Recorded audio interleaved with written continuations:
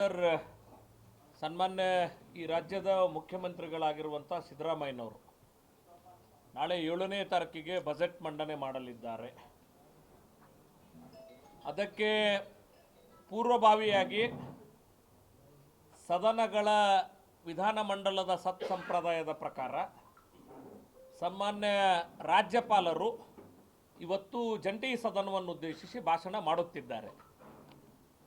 ಈ ಹಿನ್ನೆಲೆಯಲ್ಲಿ ಈ ರಾಜ್ಯದ ಜನರ ಒಂದಷ್ಟು ಕಳಕಳಿಯನ್ನು ತಮ್ಮೆಲ್ಲರ ಮೂಲಕ ಸರ್ಕಾರಕ್ಕೆ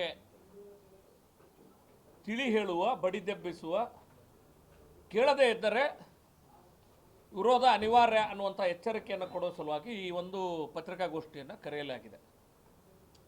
ಸರಿ, ಇಡೀ ಈ ದೇಶದ ಜನಸಂಖ್ಯೆ 2011ರ ಜನಗಣತಿಯ ಆಧಾರದಲ್ಲಿ ಹೇಳೋದಾದರೆ ಜನಸಂಖ್ಯೆಯಲ್ಲಿ ಪರಿಶಿಷ್ಟ ಜಾತಿಗಳ ಜನಸಂಖ್ಯೆ 20,13,78,372 ಇಡೀ ದೇಶದ್ದಿದು.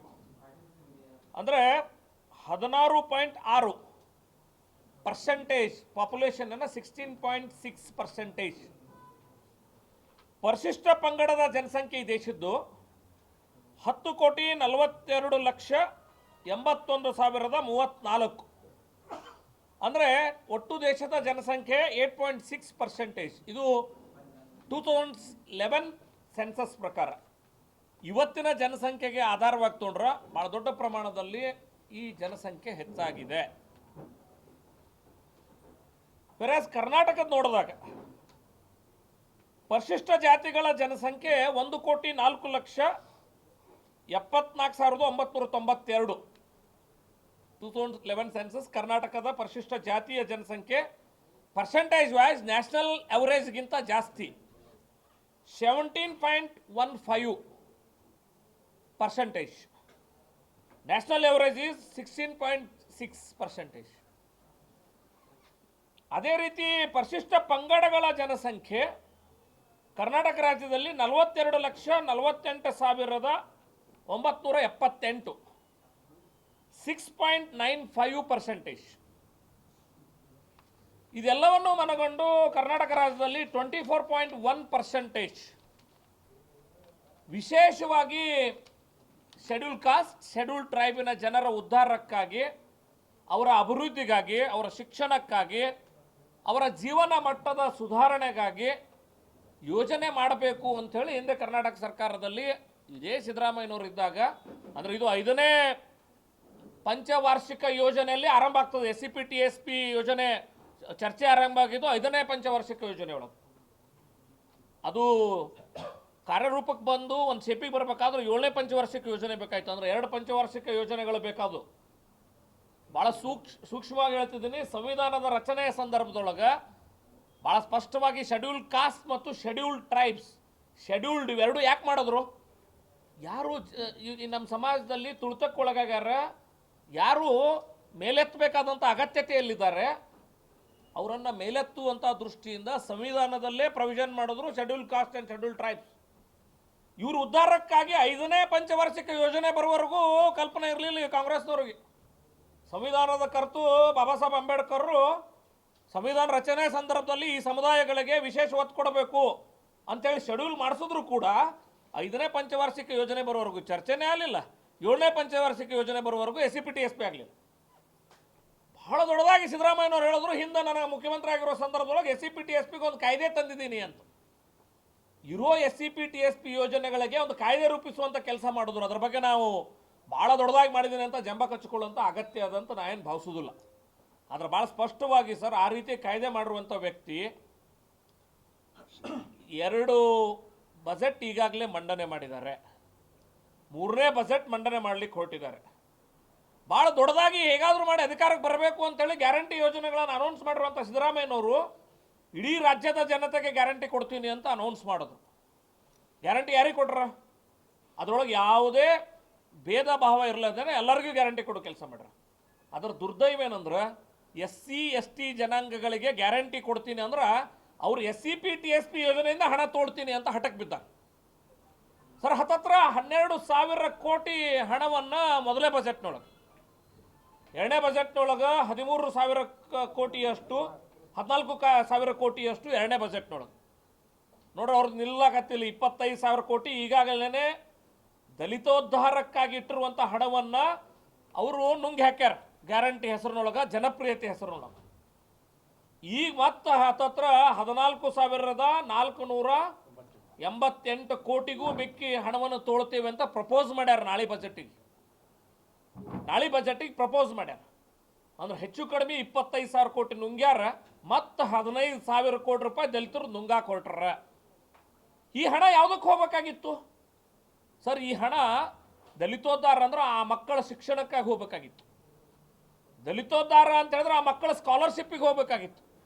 ದಲಿತೋದ್ಧಾರ ಅಂತ ಹೇಳಿದ್ರೆ ಆ ಮಕ್ಕಳ ರೆಸಿಡೆನ್ಷಿಯಲ್ ಸ್ಕೂಲಿಗೆ ಹೋಗ್ಬೇಕಾಗಿತ್ತು, ಆ ಮಕ್ಕಳ ಹಾಸ್ಟೆಲ್ಗೆ ಹೋಗ್ಬೇಕಾಗಿತ್ತು, ದಲಿತ ಕೇರಿಗಳಲ್ಲಿ ಮೂಲಭೂತ ಸೌಕರ್ಯಗಳ ನಿರ್ಮಾಣಕ್ಕಾಗಿ ಹೋಗ್ಬೇಕಾಗಿತ್ತು. ನಮ್ಮ MP ಸಾಹೇಬ್ರು ಭಾಳ ಸಲ ಹೇಳ್ತಾರೆ, ಏನಪ್ಪ 2 ವರ್ಷ ಆಯಿತು ಗಂಗಾ ಕಲ್ಯಾಣ ನಿಂತು ಬಿಟ್ಟದ, ಏನಾರ ಮಾಡಿ ಅದ್ರೊಳಗೆ ಒಂದಿಷ್ಟು ಮಂದಿಗೆ ನಾವು ಒಳ್ಳೇದು ಮಾಡುವಂಥ ಕೆಲಸ ಮಾಡ್ತಿದ್ವಿ, ಗಂಗಾ ಕಲ್ಯಾಣ ಬರೋಲ್ಲಾಗ್ಯದ. ನೀವು ಹೇಳ್ರಿ 2 ವರ್ಷನಾಗ ಗಂಗಾ ಕಲ್ಯಾಣ ಕೊಟ್ರ ಸರ್? ಗಂಗಾ ಕಲ್ಯಾಣ ಕೊಡೋದಂತೂ ಉಳಿತು, ಬೋರ್ವೆಲ್ ಹೊಡಿಯೋದು ದೂರ ಉಳಿದ. ಇರೋ ಬೋರ್ವೆಲ್ಗಳಿಗೆ ಎಲೆಕ್ಟ್ರಿಫಿಕೇಶನ್ ಮಾಡೋಕ್ಕಾಗಿಲ್ಲ, ಇವ್ರಿಗೆ ಪೈಪ್ಲೈನ್ ಮಾಡೋಕ್ಕಾಗಿಲ್ಲ. ಒಂದು ರೀತಿ ದಲಿತ ದ್ರೋಹಿ ಸರ್ಕಾರವಾಗಿ SCPTSP ಯೋಜನೆಯನ್ನು ದಲಿತೋದ್ಧಾರಕ್ಕಾಗಿತ್ತು, ಅದನ್ನು ಕಸಿದುಕೊಳ್ಳುವ ಮೂಲಕ ದಲಿತ ದ್ರೋಹಿಯಾಗಿ ಈ ಸರ್ಕಾರ ಕಾರ್ಯನಿರ್ವಹಣೆ ಮಾಡ್ತಿದೆ. ಮಾತೆತ್ತದ್ರ ಅಹಿಂದ ಅಂತ ಹೇಳ್ತಾರೆ. ಏನೇನು ಅಹಿಂದ ಅಂದ್ರಿ? ಅಲ್ಪಸಂಖ್ಯಾತ, ಹಿಂದುಳಿದ, ದಲಿತ ಅಂತ ಹೇಳ್ತಾರೆ. ಆದ್ರೆ ಅವರು ಈಗ ಹೆಂಗಾಗ್ಯದ ಸಿದ್ದರಾಮಯ್ಯನವ್ರ ಪರಿಸ್ಥಿತಿ ಅಂತ ಹೇಳಿದ್ರೆ, ಅವ್ರು ಮಾಡಬಾರ್ದ ಹಗರಣಗಳಲ್ಲಿ ಸಿಕ್ಕಾಕೊಂಡು ಎಲ್ಲೋ ಒಂದು ಕಡೆ ಮಾನಸಿಕವಾಗಿ ಜನಪ್ರಿಯತೆ ಕುಸಿದ ಅನ್ನೋ ಆತಂಕದೊಳಗೆ, ಗ್ಯಾರಂಟಿ ಮೂಲಕನೇ ನಾನು ಜನಪ್ರಿಯತೆ ಹೆಚ್ಚಾಗ್ತದೆ ಅನ್ನೋಂಥ ಧಾವಂತದೊಳಗೆ ಅವರು ಮೂಲಭೂತ ಸೌಕರ್ಯಗಳು ಯಾರಿಗೆ ಕೊಡಬೇಕಾಗಿದ್ದ ಅನ್ಯಾಯ ಮಾಡತ್ತಾರ ಸರ್? ನೇರವಾಗಿ ದಲಿತರಿಗೆ ಕೊಡಬೇಕಾಗಿರುವಂಥದ್ರಲ್ಲಿ ಅನ್ಯಾಯ ಮಾಡ್ತಿದ್ದಾರೆ. ಒಂದು 70 ಅಂಥೇಳಿ ಇದಕ್ಕೊಂದು ಕಾನೂನು ಏನು ರೂಪಿಸೀನಿ ಅಂತ ಹೇಳ್ತಾರಲ್ರಿ, ಅದನ್ನು ಏನಾರ ತೆಗೆದು ಹಾಕೋ ಕೆಲಸ ಯಾರು ಮಾಡಿದ್ರೆ ಸಿದ್ದರಾಮಯ್ಯನವರು. ಅದು SCPTSP ಹಣವನ್ನು ಡೈವರ್ಟ್ ಮಾಡ್ಕೊಳ್ಳೋಕೆ ಅವಕಾಶ ಇರಲಿಲ್ಲ. ನೀವು ನೇರವಾಗಿ ಅದನ್ನು ಮಾಡಬೇಕಿಲ್ಲ ಅಂದ್ರೆ 1 ವರ್ಷ ಮುಂದಿನ ವರ್ಷ ಕ್ಯಾರಿ ಫಾರ್ವರ್ಡ್ ಆಗಲ್ಲ. ಅದ್ರ ನೆಕ್ಸ್ಟ್ ಇಯರ್ ಯೂಸ್ ಮಾಡ್ಬೇಕಂದ್ರೆ ಇನ್ನೊಂದು ವರ್ಷ ಅವ್ರಿಗೆ ಇಂಪ್ಲಿಮೆಂಟೇಷನ್ಗೆ ಅವಕಾಶ ಕೊಡಬೇಕಂತ ಈ ಕಾನೂನು ಭಾಳ ಸ್ಪಷ್ಟವಾಗಿ ಹೇಳಿತ್ತು. ದುರ್ದೈವೇನಂದ್ರೆ ಅದೇ ಸಿದ್ದರಾಮಯ್ಯನವರು ಆ ಕಾಯ್ದೆಯ ಮೂಲಭೂತ ಉದ್ದೇಶಗಳಿಗೆ ತಿಲಾಂಜಲಿ ಇಡುವಂಥ 70 ಅನ್ನು ತೆಗೆದು ಹಾಕೋ ಕೆಲಸ ಮಾಡಿದ್ರು. 7C ಒಳಗೆ ಅದನ್ನು ಇಂಟರ್ಪ್ರಿಟೇಷನ್ ಮಾಡಿ ಅದನ್ನು ಹೆಂಗೆ ಬೇಕು ಹಂಗೆ ತಿರ್ಸ್ಕೊಳಕ್ಕೆ ಬೇಕಾದಂಗೆ 7C ಒಳಗೆ ಅದನ್ನು ದುರುಪಯೋಗ ಮಾಡ್ಕೊಳ್ಳೋಂಥ ಕೆಲಸ ಮಾಡತ್ತಾರೆ ಸರ್. 7C 7D ಸಿದ್ದರಾಮಯ್ಯನವ್ರೆ ಗ್ಯಾರಂಟಿ ಹೇಳ್ತೀನಿ, ನಿಮ್ಮ ಅಧಿಕಾರ ಶಾಶ್ವತ ಅಲ್ಲ. ನೀವು ದಲಿತರಿಗೆ ದ್ರೋಹ ಮಾಡಿದ್ರೆ ಮುಂದಿನ ದಿನಮಾನಗಳಲ್ಲಿ ನಿಮಗಂದ್ರೆ ನಿಮ್ಮ ಮುಂದಿನ ಪೀಳಿಗೆ ಕಾಂಗ್ರೆಸ್ನೇನದ ಇದು ಕಾಡ್ತದ ಅನ್ನುವಂಥ ಎಚ್ಚರಿಕೆಯನ್ನು ಇಟ್ಕೊಂಡು ನೀವು ಕೈ ಹಾಕಬೇಕು. ಯಾವುದೇ ಕಾರಣಕ್ಕೂ ನಾಳೆ ಮಂಡಿಸಲಿರುವಂಥ 7ನೇ ತಾರೀಕಿಗೆ ಮಂಡಿಸಲಿರುವಂಥ ಬಜೆಟ್ನೊಳಗೆ ದಲಿತರ ಹಣಕ್ಕೆ ಕೈ ಹಾಕಿದ್ರೆ ಜನಾಂದೋಲನ, ದಲಿತಾಂದೋಲನ ಅನಿವಾರ್ಯ ಆಗಲಿದೆ ಅನ್ನುವಂಥ ಎಚ್ಚರಿಕೆಯನ್ನು ನಾವು ಸರ್ಕಾರಕ್ಕೆ ಕೊಡೋಕ್ಕೆ ಇಚ್ಛೆ ಪಡ್ತೇವೆ. ಇವತ್ತು ಹಿಂದೆ 2 ಬಾರಿ ಆದಾಗ್ಲೂ ಕೂಡ ನಾವು ಹೋರಾಟವನ್ನು ಮಾಡಿದ್ದೀವಿ.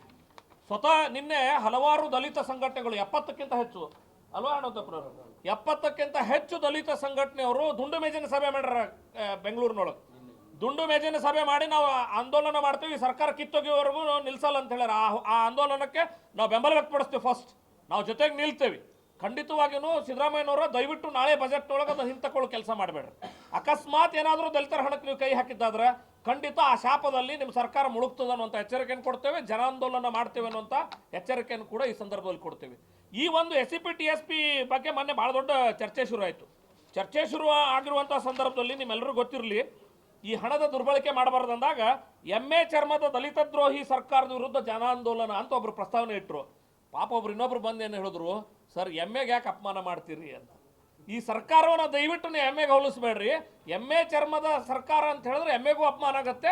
ಆ ರೀತಿ ದಪ್ಪ ಚರ್ಮದ ಸರ್ಕಾರ ಇದು, ಅದಕ್ಕೇನು ಬೇರೆ ಹೇಳಿಕ್ಕೆ ಅವಕಾಶ ಇಲ್ಲ. ಇನ್ನು ಮೇಲೆ MA ಚರ್ಮ ಅಂತೇಳಿ ದಪ್ಪ ಚರ್ಮಕ್ಕೆ ಹೇಳೋ ಬದಲಿಗೆ ಕಾಂಗ್ರೆಸ್ ಚರ್ಮದ ಸರ್ಕಾರ, ಕಾಂಗ್ರೆಸ್ ಸರ್ಕಾರ ಅಂತ ಹೇಳಬೇಕಾಗ್ತದೆ ಅನ್ನುವಂಥ ಉಪಮೆಯನ್ನು ಹೇಳುವಂಥ ಕೆಲಸ ಮಾಡಿದ್ರು. ಆ ರೀತಿ ಜನರಿಗೆ ಒಂದು ಬೇಸರ ತರಿಸಿರುವಂಥ ಕೆಲಸ ಮಾಡ್ತಿದೆ. ನಿಜವಾಗ್ಲೂ ನಿಮ್ಮ ಬದ್ಧತೆ ಇದ್ರೆ ಜೀವನ ಪೂರ್ತಿ ಮುಖ್ಯಮಂತ್ರಿ ಆಗಬೇಕು ಅನ್ನೋ ಆಸೆ ಇರ್ತದೆ, ನಮ್ಗೆ ಅರ್ಥ ಆಗ್ತದೆ. ನೀವು 1 ಸಲ ಅಲ್ಲ 2 ಸಲ ಮುಖ್ಯಮಂತ್ರಿ ಆಗಿ ಯಾಕೆ ಬೇಕು ಈ ವಯಸ್ಸಿನೊಳಗೆ ಈ ರೀತಿ ಕೆಟ್ಟ ಕೆಲಸ ನಿಮಗೆ ಅನ್ನುವಂಥ ಕಿವಿಮಾತನ್ನು ಹೇಳ್ತೇನೆ. ದಯವಿಟ್ಟು ಯಾವುದೇ ಕಾರಣಕ್ಕೂ ಉಳಿದೆಲ್ಲ ವರ್ಗಗಳಿಗೆ ಹೆಂಗೆ ನೀವು ಸರ್ಕಾರದ ಅನುದಾನದಲ್ಲೇ ನೀವು ಗ್ಯಾರಂಟಿ ಕೊಡ್ತಿದ್ದೀರಿ, ದಲಿತರಿಗೆ ಯಾಕೆ ಅವ್ರ ಅನುದಾನದಲ್ಲಿ ಕೈ ಹಾಕ್ತೀರಿ? ಅದು ದಲಿತೋದ್ಧಾರಕ್ಕಾಗಿ ಮೀಸಲಿರಲಿ, ಗ್ಯಾರಂಟಿಯನ್ನು ಬೇರೆಯವ್ರ ರೀತಿಯೊಳಗೆ ಇವ್ರಿಗೂ ಕೂಡ ಕೊಡಿ ಅನ್ನುವಂಥ ಮಾತನ್ನು ಈ ಸಂದರ್ಭದಲ್ಲಿ ಹೇಳ್ತೇನೆ.